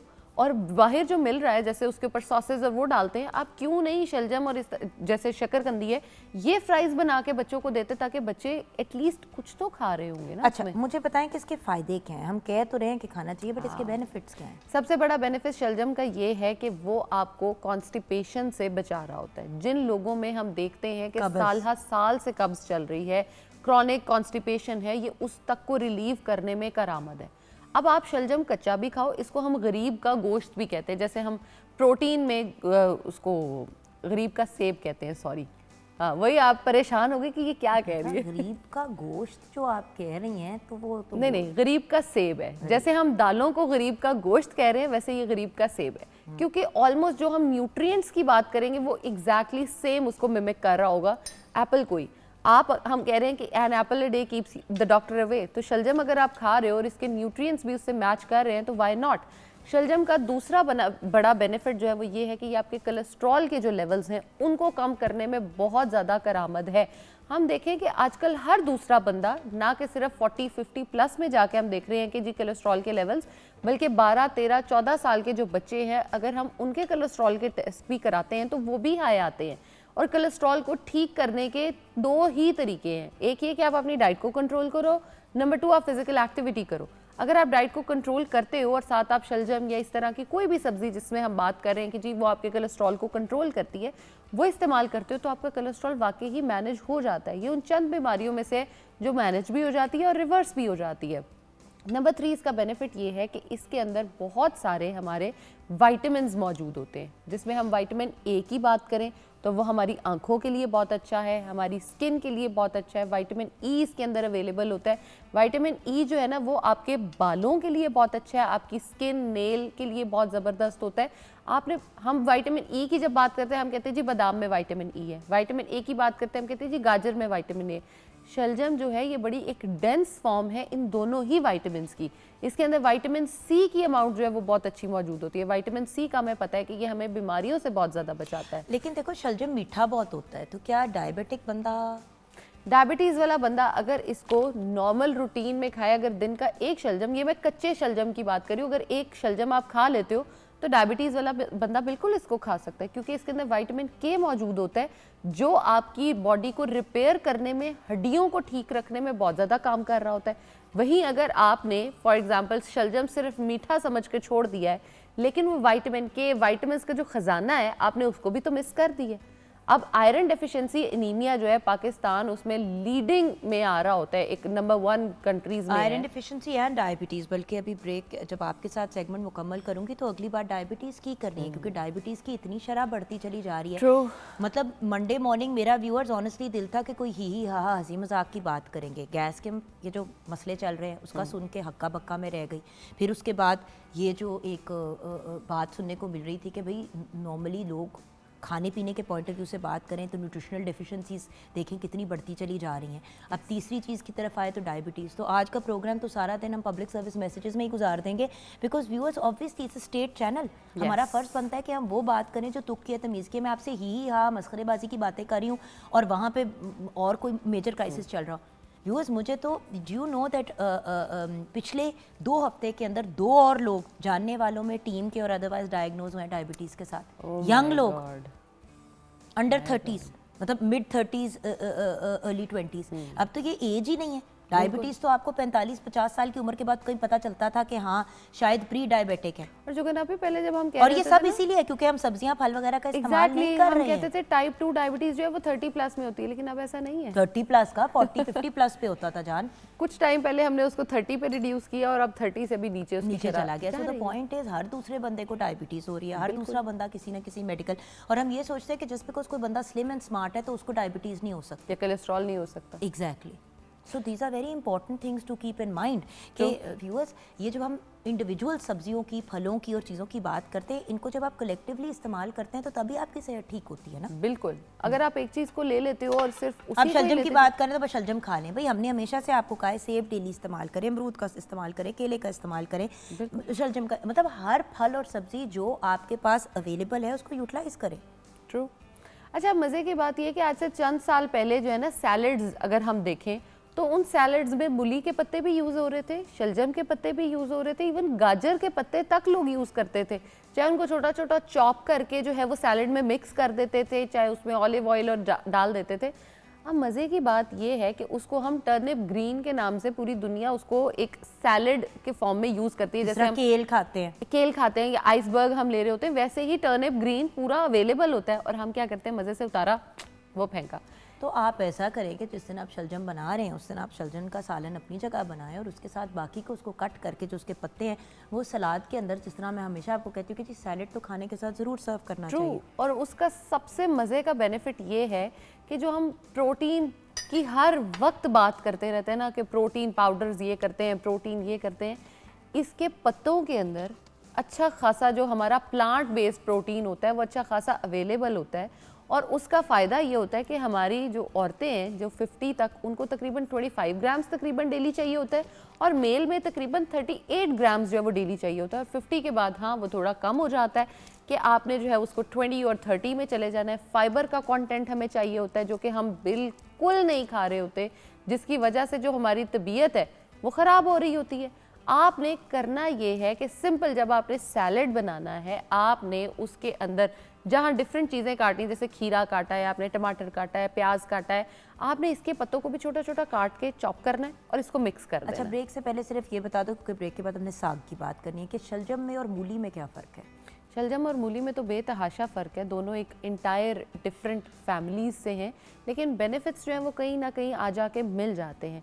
क्योंकि अगर मैं उसकी बात करूँ शलजम की, तो वो आपको कैंसर से भी बचा रहा होता है और बहुत सारी बीमारियों से प्रिवेंट करता है। जो मूली है वो आपके लिए जहाँ क्रिस्पी है, फ़ायदेमंद है, बेनिफिट्स दे रही है, वहाँ वो भी आपको बीमारियों से बचा रही होती है। लेकिन दोनों को इस्तेमाल करने का तरीका इंटायरली डिफरेंट है। और शलजम को तो आपको पता है कि खांसी ज़ुकाम की ट्रीटमेंट में भी यूज़ किया जा रहा होता है। उसको बनाने के तरीके, जैसे हम एप्पल को कहते हैं ना स्टीम करके यूज़ कर लो, उसी तरह लोग शलजम को स्टीम कर रहे हैं, उसके बाद उसका जो है ना वो जूस निकाल के शहद में मिक्स करके बच्चों को दे रहे हैं ताकि उनको सर्दी ना लगे, उनको वार्मथ मिले। और विटामिन सी होने की वजह से आपका इम्यूनिटी जो सिस्टम है वो बूस्ट हो जाता है और विटामिन और मिनरल्स जो है वो आपको अलग से मिल जाते हैं।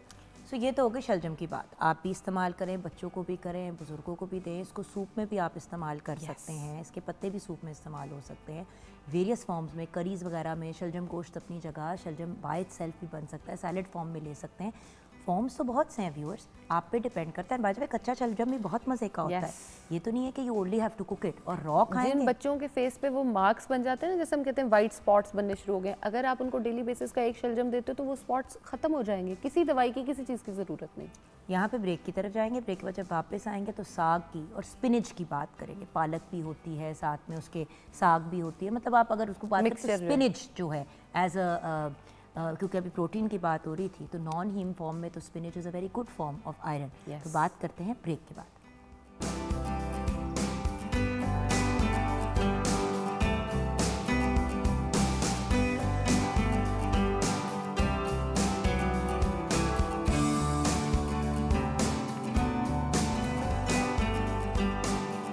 Welcome back from the break viewers. Break से पहले ज़ैनब गोंदल हमारे साथ थी, अभी भी हमारे साथ है, और हम इनसे डिस्कस कर रहे थे शलजम।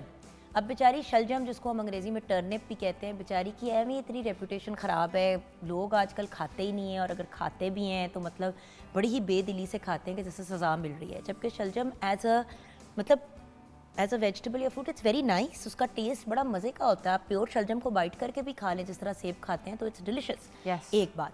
दूसरी बात, हमने ये इस्टेब्लिश किया कि शलजम में और रेडिश में, यानी कि मूली में फ़र्क है, लेकिन फैमिली एक ही जैसी है। तो ज़रूर इस्तेमाल करें। लेकिन शलजम और शलजम के पत्ते जो हैं वो बहुत एक पॉजिटिव चीज़ है यूज़ करने के लिए। अब आ जाते हैं साग, पालक, मतलब ये जिसको हम स्पिनच कहते हैं, जो पॉपॉय द सेलर मैन खाते थे अपनी जान बनाने के लिए। तो अगर आप जब तक हम खाना शुरू करते हैं ना ये चीज़ें, या हमें समझ आती है, तब तक हमारी हड्डियों की भी बस हो चुकी होती है, हमारे घुटने, ऑस्टियोपोरोसिस भी स्टार्ट हो चुका होता है, और हमारी बस जब हो जाती है ना, हम तब जाके सोचते हैं हाँ अब ये सब्जियां खाने का टाइम है, ये हमें खानी चाहिए थी। फिर हम अपने बच्चों को रिकमेंड करना शुरू कर देते हैं कि बच्चों ज़रूर खाओ, बहुत अच्छी चीज़ है। तब वो बच्चों को नहीं अच्छी लग रही होती, क्योंकि ये जनरेशनल, मुझे तो कभी कभार लगता है ट्रॉमा एक हमने जो है ना वो बना लिया हुआ है सब्जियों से रिलेटेड। और सब्जियों से रिलेटेड ट्रॉमा में बनाने की बजाय अगर हम सब्जियों को एक अच्छे पैटर्न में, एक अच्छे तरीके से अपनी डाइट में भी इनकॉर्पोरेट करें और बच्चों की डाइट में भी करें, तो वो ज़रूर खाते हैं।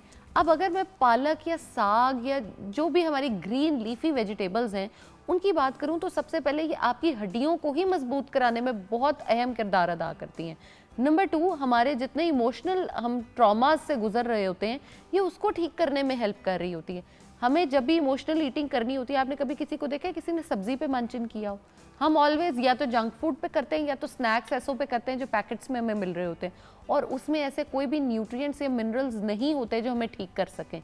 अगर हम अपनी सब्जियों को डेली बेसिस पे अपना फ्रेंड बनाएं और खाते चले जाएं, तो हम ऑटोमेटिकली बहुत सारी चीज़ों को ठीक कर सकते हैं, इवन ख़राब होने से पहले उन्हें रिपेयर कर सकते हैं। अब जैसे हड्डियां रिपेयर करने की मैं बात करूं, अगर आंखों की मैं बात करूं, तो आंखों की सेहत के लिए आपके ग्रीन लीफी वेजिटेबल्स खाने में भी बहुत अच्छे हैं। और इवन देखना, आप अगर ग्रीनरी को देखते हो तो आप बहुत हद तक अपने ब्लड प्रेशर को जो है वो लोअर कर सकते हो।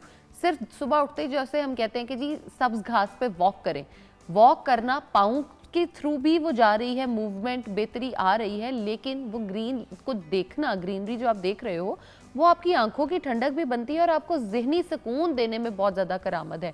आपके अच्छे हार्मोन्स जो हैं वो सिक्रीट करती है। हार्मोनल इश्यूज़ हमें क्यों होना शुरू हुए? हमने आज से 20 साल 25 साल पहले तो ऐसी कभी कोई बीमारी नहीं सुनी थी जो हार्मोनल इम्बैलेंस में आ रही हो। हमें पता ही नहीं था कि होता क्या है। हो सकता है चंद औरतें तब भी इसको फेस करती हों, लेकिन हमने कभी इतना रेगुलरली नहीं सुना था। आजकल तो 10 में से 8 लड़कियां जो हैं वो या तो PCOS का शिकार है, PCOD का शिकार है, या उनकी जो बॉडी है वो इतना वो प्रोड्यूस ही नहीं कर रही होती कि हार्मोनल इफेक्ट्स ही नहीं आ रहे होते। तो आप ऐसी चीज़ें खाओ जिसमें वाइटामिन्स हों, अच्छे हों, न्यूट्रिएंट्स हों। जैसे पालक की हम बात करें, इसमें जी आयरन बहुत अच्छे हम बात करते हैं, लेकिन घर में कोई ना कोई एक ऐसा बंदा होता है जिसको जी टमाटर सूट नहीं कर रहा होता, हम पालक के अंदर टमाटर नहीं डालते। अब विटामिन सी जो है वो आयरन की एब्जॉर्प्शन के लिए बहुत ज़रूरी है, बिल्कुल, लेकिन हमने खाली आयरन ले लिया, विटामिन सी टमाटर तो अंदर डाले ही नहीं, तो उसकी एब्जॉर्प्शन कैसे होगी? वो एज इट इज़ जाएगी, हम खाएंगे और वो बॉडी से बाहर निकल जाएगी। पालक खाइए। बात ये है कि हम लोग खाते तो हैं, आयरन वाली चीज़ें, फौलाद वाली चीज़ें, लेकिन हम वो चीज़ें नहीं खाते जो उसको जज़ब करने में हमारी हेल्प करती हैं। एग्जाम्पल है, बड़े लोग जो है हफ्ते में एक दफ़ा कोशिश करते हैं कलेजी किसी तरह खा लें, लेकिन उस कलेजी के साथ ना आप कोई गाजर खाते हैं, ना आप कोई ऐसा फल सब्जी खाते हैं जो आपके एब्जॉर्प्शन में हेल्प करेगा। अच्छा, फिर जो दूध वाली एक मैंने आपको बात बताई कि बहुत से लोग आयरन जो है वो दूध में डाल के बच्चों को दे देते हैं पीने के लिए कि इस बच्चे को दूध आयरन की कमी है तो डॉक्टर ने सिरप दिया। ये मैं आपको पहले ही बता दूं व्यूअर्स, ये गलती मैं कर चुकी हूँ। आयरन को दूध में डाल के अगर देंगे तो उसकी कोई एब्जॉर्प्शन नहीं होगी, बल्कि उसका उल्टा ही असर होगा। दूध का कैल्शियम और आयरन का जो फौलाद है वो आपस में कॉन्ट्रडिक्ट करता है। आपने अगर दूध में जो कैल्शियम है उसको एब्जॉर्ब कराना है तो आपको चाहिए आप उसे विटामिन डी के साथ लें। विटामिन डी, कैल्शियम और विटामिन के की जो एब्जॉर्प्शन है ये सबसे मैक्सिमम होती है। और अगर आयरन की एब्जॉर्प्शन करानी है तो उसके साथ हमें विटामिन सी चाहिए, ना कि कैल्शियम। अब लोग गलती सबसे बड़ी ये करते हैं कि वो खाने के फौरन बाद चाय का कंजम्पशन कर लेते हैं। आपने ग्रीन लीफी वेजिटेबल्स तो खाए, उनके बेनिफिट्स देख के आपने उनको खाना शुरू कर दिया, लेकिन आपने ऊपर से फौरन चाय पी ली, कैफीन का इंटेक हो गया। अब कैफीन क्या करती है, वो सारे के सारे रिसेप्टर्स जितने आपने बेनिफिट्स लिए उनको बाउंड करती है, उनके साथ बाइंडिंग करके बॉडी से एज इट इज बाहर चली जाती है। कोई भी एब्जॉर्प्शन, किसी किस्म का न्यूट्रिएंट, किसी किस्म का विटामिन, किसी किस्म का मिनरल जो है वो बॉडी में एब्जॉर्ब हो ही नहीं पाता। अब ग्रीन लीफी वेजिटेबल्स की अगर मैं बात करूं तो इसके अंदर विटामिन B9 और विटामिन B12 बहुत अच्छी अमाउंट में मौजूद होता है, जिसको हम फोलेट भी कह रहे होते हैं। अब फोलेट का जो काम होता है, अगर हम बात करें तो ये आपकी ब्रेन डेवलपमेंट में बहुत अच्छा रोल प्ले करता है। आपका जो हराम मगज होता है, जिसमें हम बात करते हैं आपकी स्पाइनल कॉर्ड की डिजीजेस जो होती हैं, कि उसको ट्रीट करने में हेल्प करता है। इवन अगर आप प्रेगनेंसी में यूज़ करते हो अपने ग्रीन लीफी वेजिटेबल्स को, तो वो आपके बच्चों में बर्थ डिफेक्ट्स जो आ रहे होते हैं, जिसके अंदर अल्लाह ना करे क्लेफ्ट पैलेट आ रही होती है, आपका ये जो तालू नहीं बना होता ऊपर से, हाँ, होंठ का कटा हुआ आना आ रहा होता है, डिफरेंट तरह की बीमारियां हैं। आपको तो फोलेट प्रेगनेंसी से पहले लेनी चाहिए। ये वाली बात बड़े लोग अंडरस्टैंड नहीं करते हैं। Viewers, please understand one thing, हमारी बॉडी की एक रिक्वायरमेंट है, ठीक है। अगर आपकी बॉडी में फोलेट नहीं है या फॉलिक एसिड की कमी है आपके अंदर, आप बच्ची प्रेग्नेंट हो जाती है। अब देखिए, पहले 2 से 6 हफ्ते तो आपको पता ही नहीं चलता कि आप प्रेग्नेंट हो भी गई। यूजुअली आपको 1 महीने 1.5 महीने के बाद पता चलता है, तो वो 1.5 महीने का टाइम तो निकल गया। सो जब बच्ची की शादी होती है या होने वाली होती है तो पहले ही जाके पूरे टेस्ट वगैरह, गायनी वगैरह की चीज़ें, और अगर फ़ौरन बच्चे की तरफ जाना है तो ये मल्टीविटामिन्स और चीज़ें वैसे ही स्टार्ट कर लेनी चाहिए। और अगर खुराक अच्छी रखेंगे तो मल्टीविटामिन गोलियों शोलियों की आपको ज़रूरत ही नहीं है। बिल्कुल ऐसे ही है। हम लोग कर ये रहे होते हैं कि अपनी बॉडी को हम रेडी ही नहीं करते चीज़ों की तरफ। अब अगर तो आप उनमें से हो जो बिल्कुल एक्सरसाइज नहीं करते, तो भी आपके लिए बहुत ज़रूरी है। और अगर आप जिम जाते हो, वॉक करते हो, एक्सरसाइज करते हो, तो आपकी हड्डियों को मजबूत करने के लिए हमें ग्रीन लीफी वेजिटेबल्स जो हैं ये बहुत ज़रूरी हैं। साग तो वैसे भी एक सर्दियों की सौगात होता है, 2-3 माह के लिए आता है और उसके बाद चला जाता है। इसका सबसे बड़ा बेनिफिट ये होता है कि ये आपकी बॉडी में से कैंसर सेल्स, जो टॉक्सिन्स होते हैं, उनको रिमूव करने में हेल्प करता है। नंबर 2, ये आपको एक वार्मथ फीलिंग देता है, जो आपको गर्म रखने में हेल्प करता है, यानी आपको सर्दी से बचाता है। नंबर 3, इसके अंदर विटामिन सी आ रहा होता है, जो कि आपको इम्यून करता है। फ्लू, नज़ला, ज़ुकाम, खांसी, बुखार और आपकी जो तबीयत है वो ठीक रहती है। सर्दियों में यूजुअली हमें लगता है हम बड़ा थके हुए हैं, टायर्ड हैं, बिस्तर से निकलने का दिल नहीं कर रहा होता, हमें लगता है ये सिर्फ और सिर्फ हमारे प्रॉब्लम्स हैं सर्दी लगने के। नहीं, ये आपकी न्यूट्रिशनल डेफिशिएंसीज के भी प्रॉब्लम्स हो सकते हैं। अगर आपको हर वक्त थकावट महसूस होती है तो एटलीस्ट अपना एक दफ़ा CBC, आयरन का टेस्ट और अपने विटामिन डी के जो लेवल्स हैं ना उनको चेक करा लें, और उसके बाद उसकी सप्लीमेंटेशन को स्टार्ट करें, ताकि आप एक हेल्दी लाइफ जो है उसे गुजार सकें। ऑसम। हमारे व्यूअर्स को कोई मैसेज देना चाहोगी जनरली? व्यूअर्स को मैसेज यही देना चाहूँगी कि खाना जो है वो आपके लिए एक बेसिक नेसेसिटी है। अगर आप अच्छा खाना खाओगे तो आपकी बॉडी जो है वो एक अच्छे तरीके से बिल्डअप होगी, और अच्छा खाना नहीं खाओगे तो बीमारियों की तरफ बॉडी जाएगी। The decision is yours, choice is yours. अच्छा खाओगे, अच्छी लाइफ होगी, एक सेहतमंद ज़िंदगी गुजारोगे, और उसी का मज़ा है, यकीन करें। बिल्कुल सही कह रही हैं आप। यहाँ पे हम छोटी सी ब्रेक की तरफ जाएंगे। Thank you so much Zainab आपका। व्यूअर्स, ब्रेक के बाद डायबिटीज़ पे बात करेंगे। आई नो आज बड़ा हैवी प्रोग्राम चल रहा है, हम बार बार जो है वो इश्यूज़ के ऊपर बात कर रहे हैं, लेकिन व्यूअर्स इश्यूज़ इतने ज़्यादा हैं कि बंदा करे तो क्या करे। एनीवे, छोटी सी ब्रेक की तरफ चलते हैं। ब्रेक के बाद वापस आएंगे और डायबिटीज़ पे बात करेंगे। Thank you so much to Zainab.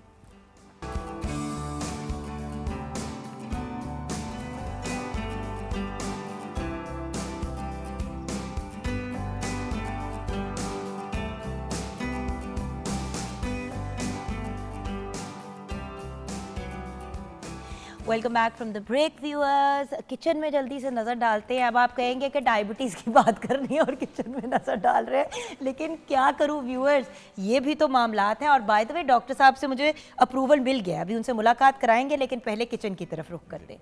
जी, आज कौन सी वायरल रेसिपी तैयार है? आज हमने ट्राई की है कबाब पुलाव, और जिस तरह हमने इसको ट्राई किया है, थोड़ा सा टमाटर ऐड किया है, थोड़े से इसके अंदर हमने जो कुछ चीज़ें एक्स्ट्रा ऐड की हैं, और बहुत ज़बरदस्त सा ये पुलाव तैयार हुआ है। आप इसको ज़रूर ट्राई करें और हमें फ़ीडबैक से भी ज़रूर आगाह करें। अब देखिए ना व्यूअर्स, आप बाहर मार्केट से जाके अगर पुलाव खरीदते हैं, आपको नहीं पता कि उसमें तेल क्या इस्तेमाल हुआ है, किस किस्म का मटेरियल है, उसके अंदर गोश्त भी किस क्वालिटी का था, ठीक था, ख़राब था। पकाने के बाद तो हर चीज़ का टेस्ट एक ही हो जाता है, आपको भी पता है, मुझे भी पता है।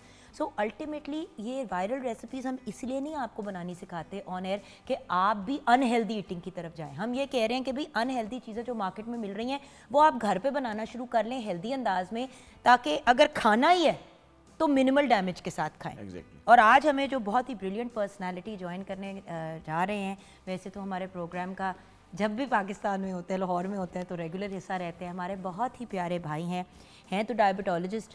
तो अगर ये कहें कि अल्लाह ताला अगर इस दुनिया में इंसानों के फॉर्म में फ़रिश्ते भेजता है तो वो डॉक्टर्स ही होते हैं, क्योंकि देखिए ये तो नबियों की सिफ़त है। हज़रत ईसा जो है वो हाथ लगाते थे और इंसान को हील कर देते थे, किसी इंसान को कोड़ भी होता था। तो अल्लाह मियाँ ने अगर नबियों वाली कोई क्वालिटी इंसानों में, रेगुलर इंसानों में डाली है, तो वो अगर हम बात करें तो हील करने की, यानी कि शिफा देने की। लेकिन व्यूअर्स, शिफा तभी आप दे सकते हैं ऑफ कोर्स अल्लाह ताला की रज़ा से, डॉक्टर की मदद से, लेकिन पेशेंट भी तो विलिंग हो। और हमारे यहाँ डायबिटीज़ का इस वक्त जो मामला चल रहा है और जो हालात चल रहे हैं, डॉक्टर साहब भी हमें बेहतर गाइड करेंगे। Absolutely brilliant doctor Shahid Nadeem हमारे साथ हैं। अस्सलाम वालेकुम। वालेकुम सलाम। सबसे पहले तो ये बताएं मेरा भाई कैसा है, ट्रैवलिंग ट्रूवलिंग चल रही है? हाँ, जी जी, कैसी जा रही है लाइफ? मैं बिल्कुल ठीक ठाक हूँ। लाहौर चक्कर लगता था, ट्रैवलिंग चलती है, दूसरे शहरों में भी चक्कर लगता है, कराची में भी जाता हूँ, लेकिन लाहौर ज़्यादा मेरा विज़िट होता है। बिल्कुल। और आजकल कुछ मौसमी हालात की वजह से थोड़ा सा एक दफ़ा लास्ट वीक निकलने लगा, फॉग थी, रुकना पड़ा, वापस आना पड़ा। तो ये मौसमी हालात की वजह से थोड़ी सी लाहौर की तरफ जो है वो ट्रैवलिंग रिस्ट्रिक्ट हो गई आजकल रिस्ट्रिक्ट आज के। लेकिन डॉक्टर साहब मुझे एक बात बताएं, डायबिटीज़ कम होने के बजाय बढ़ती चली जा रही है। आई एम सॉरी डॉक, मैं सख्ते में इसलिए हूँ क्योंकि लास्ट वीक ही हमारी टीम के एक बड़े इंपॉर्टेंट मेंबर, मैं बतानी चाहती क्योंकि हर बंदे की अपनी मेडिकल चीज़ें होती हैं और वो प्राइवेट होती हैं। हमारे टीम के एक बंदे को खड़े खड़े मैंने कहा यार तुम्हें तबीयत नहीं ठीक लग रही, तो आगे से पता चला कि तबीयत ऑफ है, चेक वेक कराया, लो जी अनकंट्रोल्ड डायबिटीज़। मतलब 20s और 30s की एज में डायबिटीज़ हो जाना, टाइप 2। सबसे पहले तो भैया टाइप 1 टाइप 2 का फ़र्क बता दें। देखिए, आपने बहुत ठीक बात की कि पाकिस्तान में आजकल बड़ा इंक्रीजिंग ट्रेंड चल रहा है डायबिटीज़ का। और मैं आपको एक बात बताऊं जिस पे आप शायद आपके इल्म में भी ये बात हो कि पाकिस्तान अब रीसेंट जो स्टैटिस्टिक्स आई हैं उसमें पाकिस्तान अब टॉप पे आ गया डायबिटीज़ के इंसिडेंस में, और इसमें टाइप 2 डायबिटीज़ का बहुत बड़ा हाथ है। ये ज़्यादातर केसेस जो पाकिस्तान में आजकल आ रहे हैं, जो रेट्स को ऊपर लेके जा रहे हैं, वो टाइप 2 डायबिटीज़ है।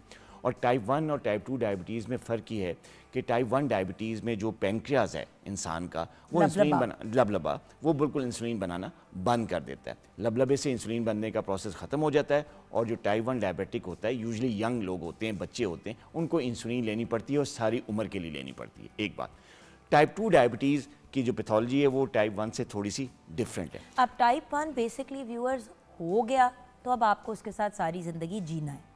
टाइप 2 के बारे में भी यही सोच थी कि अब हो गई डायबिटीज़ तो बस हुन ते तुसी गए, हुन ते डायबिटिक ही रहोगे सारी ज़िंदगी। लेकिन अल्लाह का शुक्र है सिचुएशन कुछ मुख्तलिफ है।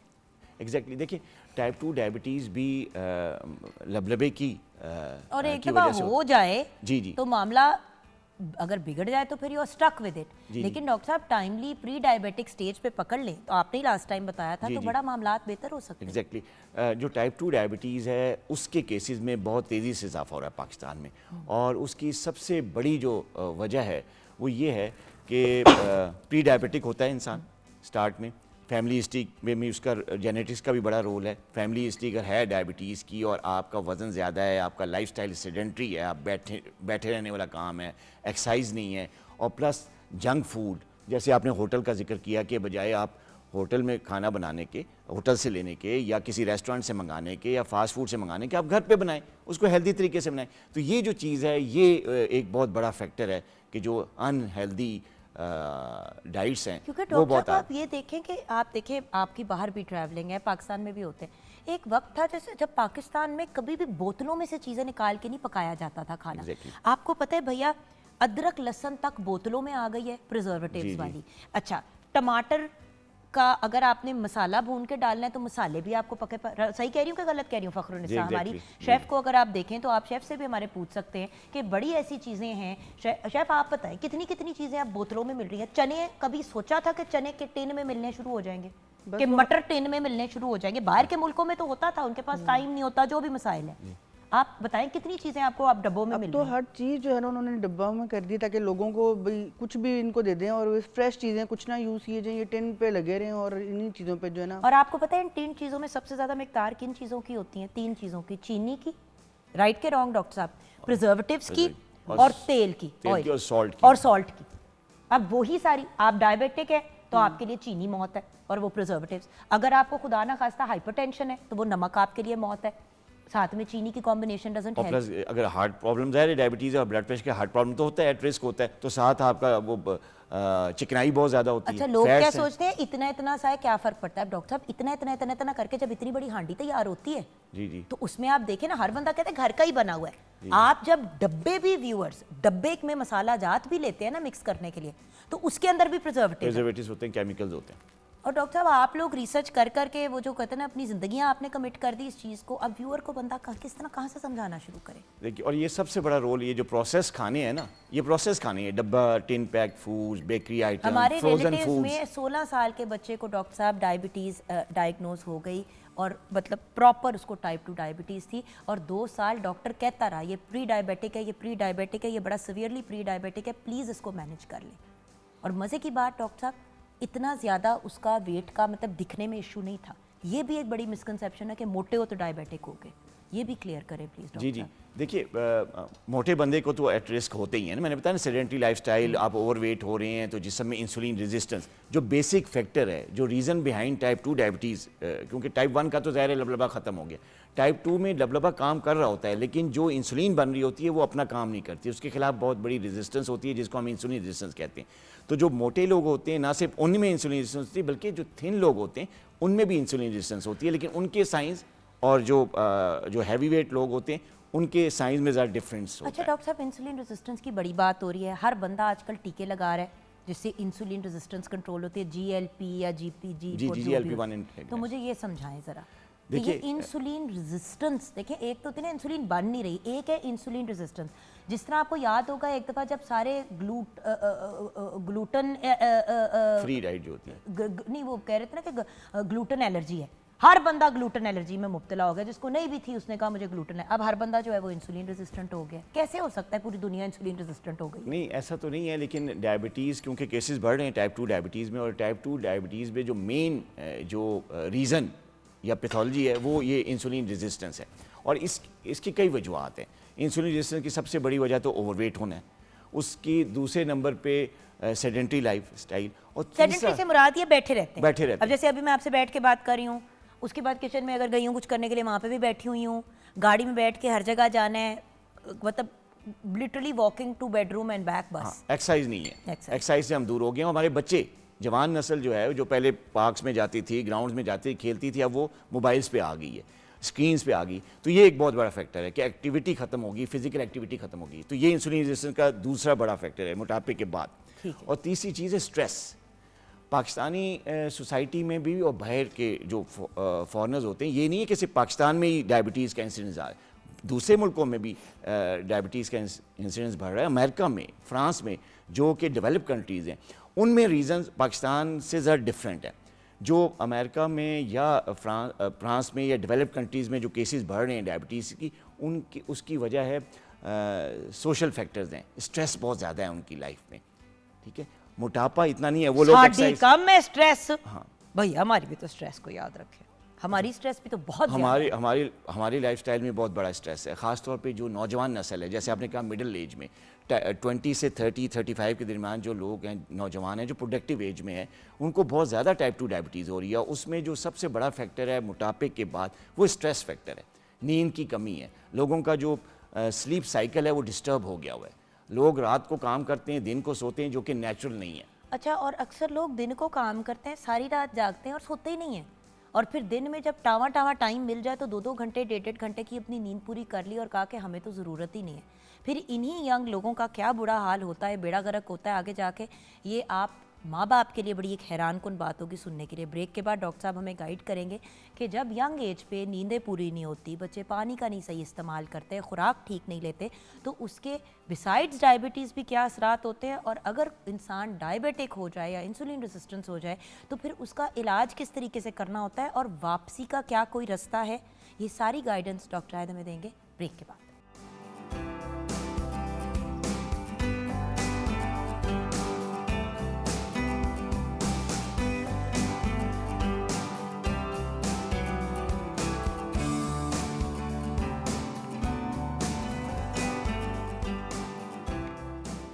Welcome back from the break, viewers. Dr. Shahid Nadeem, the brilliant diabetologist, is with us. Doctor साहब की सबसे अमेजिंग बात यह है कि व्यूअर्स ना सिर्फ खुद ये बात करते हैं, इस टॉपिक पे गाइडेंस देते हैं, बल्कि प्रोडक्ट्स भी ऐसे क्रिएट करते हैं जिसके अंदर लोगों को डायबिटीज़ से रिलेटेड जो मसाइल हैं और इश्यूज़ हैं उनकी रेजोल्यूशन मिल जाए। राइट डॉक्टर साहब? एग्जैक्टली। जो सेहत नेचुरल्स नाम की एक कंपनी है मेरी, और टोटली नेचुरल। और बात ये है कि देखें, इसलिए क्योंकि वही वाली चीज़ है ना डॉक्टर साहब, अल्टीमेटली मैं भी नेचुरल ऑर्गेनिक प्रोडक्ट्स बनाना शुरू हो गई, वेरी सेम रीज़न। क्योंकि बात ये है कि ये केमिकल्स जो हमारा बेड़ा गर्क कर रहे हैं ना, हम ये नहीं रियलाइज़ करते। देखिए, दवाई तो डॉक्टर देता है शिफा के लिए। जैसे आप मुझे कहते हैं जुगन तुमने ये दवाई लेनी है, अब दवाई के साथ खुराक क्या लेनी है 90% ऑफ द टाइम लोगों को पता ही नहीं होता। अब क्या करेंगे, चीनी छोड़ देंगे, वो शुगर है शुगर है शुगर है, चीनी छोड़ दो, उसके साथ शहद और शक्कर खाना शुरू कर देंगे, मीठी मीठी चीज़ें दूसरी लेना शुरू कर देंगे। तो डॉक्टर साहब प्लीज़ लाइफस्टाइल गाइड करें टाइप 2 डायबिटीज़ वाले का। ये बात आपने बहुत बेहतरीन पॉइंट उठाया है कि देखिए, लोग सिर्फ चीनी से अवॉइड करते हैं और साथ में जो है शहद ले लिया, शक्कर ले ली, गुड़ ले लिया। कई पेशेंट मेरे पास क्लिनिक आते हैं, कहते हैं मतलब मैदे के बनी हुई रोटियां खा रहे हैं, और प्लस ये कि सिर्फ चीनी, चाय में चीनी नहीं डाल रहे, आपके साथ चाय के साथ आपके बेकरी के केक्स भी चल रहे हैं, बिस्किट्स भी चल रहे इमली की हैं, चटनी बन रही है तो उस चटनी में भी चीनी मिक्स करके डाल बना रहे हैं और कह रहे होते हैं एनर्जी पाई है, वो एनर्जी पाप आके ताटा बेड़ा गर्क हो जाता है। और ये टाइप 2 डायबिटीज़ में, टाइप 1 में भी, टाइप 2 डायबिटीज़ में लाइफस्टाइल का बहुत बड़ा रोल है। ये ना सिर्फ आपकी शुगर कंट्रोल कर सकती है, आपकी दवाइयों को कम कर सकती है और आपकी कॉम्प्लिकेशन को आपसे बचा सकती है।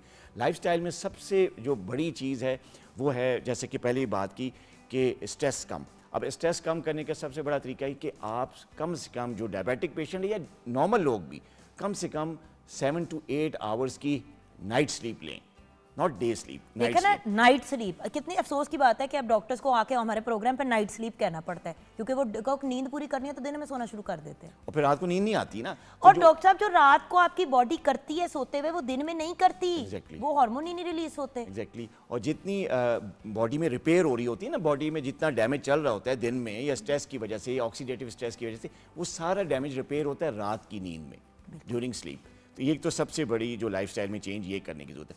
फिर डायबिटिक्स को कम से कम 7 से 8 गिलास डेली वाटर इनटेक लाजमी करना है। और ये नहीं करना कि आपने इकट्ठे सुबह ही 4-5 गिलास पी लिए, वो तो फिर फ़ौरन यूरिन आएगा, वो निकल जाएगा। आपने इसको पूरे दिन में डिस्ट्रीब्यूट करना है। 2 से 2.5 लीटर पानी आपने पूरे दिन में मगरिब से पहले तक आपने डिस्ट्रीब्यूट करके ये पी लेना है। आप सोचें, आपके सिस्टम में जैसे हम लोग घर की सफाई करते हैं तो पानी फेंकते हैं जगह को नीट करने के लिए, आप जब तक पानी अपने सिस्टम में नहीं डालेंगे, अंदर से आपका सिस्टम नीट नहीं होगा। तो जो सारे टॉक्सिन्स रिलीज हो रही है, स्पेशली डायबिटिक, हाइपरटेंसिव हार्ट के बंदे को, उसको तो पानी की ज़रूरत है ताकि उसका सिस्टम फ्लश हो। अनलेस आपका कोई गुर्दे का ऐसा मसला है जो मायूब है, जिस पर डॉक्टर ने आपको कहा है कि पानी नहीं पीना, तब आपने एहतियात करनी है, वो भी अगर डॉक्टर ने कहा है। एग्जैक्टली जी। अच्छा, एक तो ये 2 चीज़ें जो हैं बड़े। अच्छा, तीसरी चीज़ है कि आपने कम से कम 30 मिनट्स की फिजिकल एक्टिविटी को अपने एज के हिसाब से आपने अपनी डेली रूटीन में शामिल करना है। अगर आप एज ज़्यादा है, आपका 45 प्लस हैं, 50 प्लस हैं, दौड़ नहीं सकते खिलाड़ियों की तरह, तो ब्रिस्क वॉक करें, घर में ट्रेडमिल रख के उस पर वॉक शुरू कर दें। यंग हैं, जिम में जाएं, फिजिकल एक्टिविटी, उसमें जिम में कई तरह की कार्डियो एक्सरसाइजेज हैं, वेट लिफ्टिंग है, वो आप करें। मिडिल एज में आप जॉगिंग भी कर सकते हैं, आप स्विमिंग भी कर सकते हैं, आप साइकिलिंग। तो किसी भी किस्म की फिजिकल एक्टिविटी को टाइम दें, कम से कम आधा घंटा अपनी लाइफ के लिए, अपनी सेहत के लिए निकालें।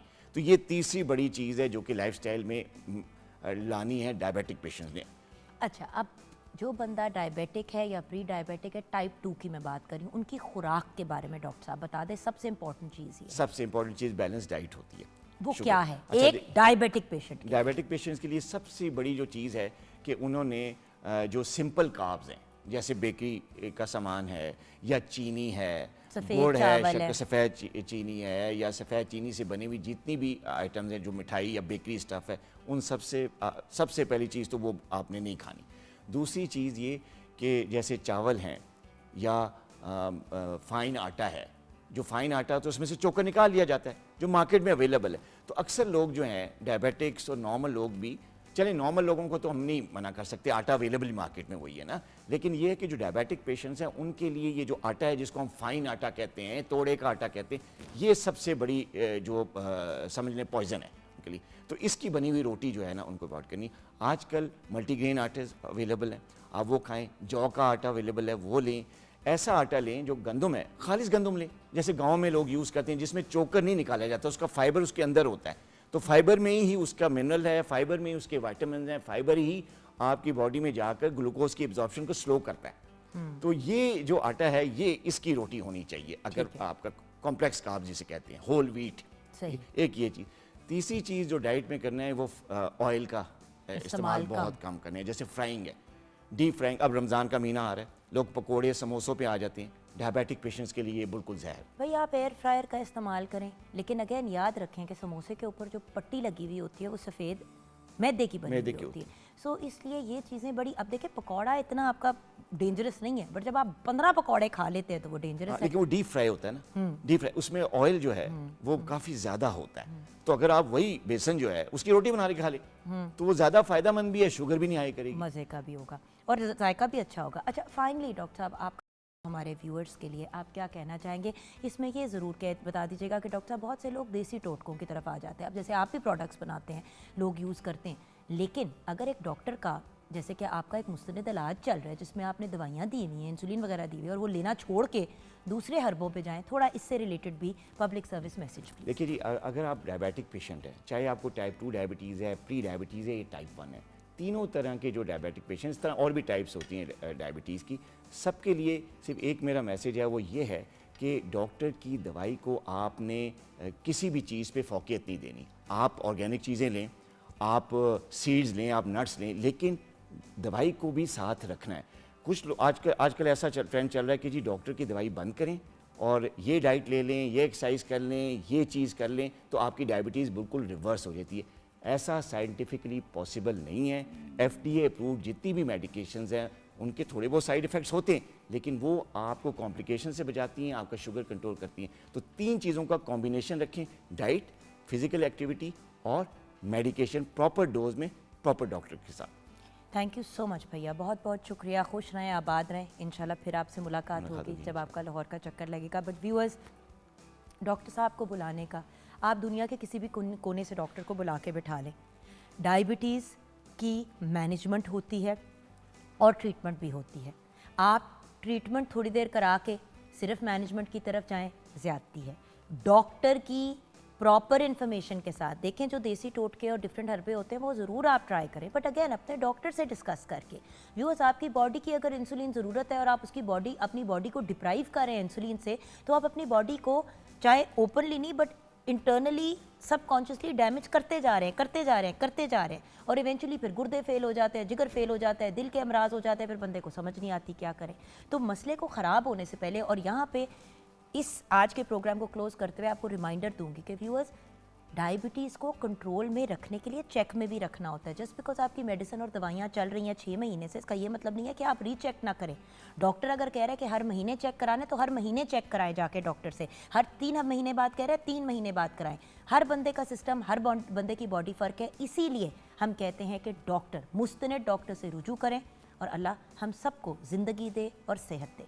आमीन। अपना ख्याल रखिएगा। खुदा हाफ़िज़।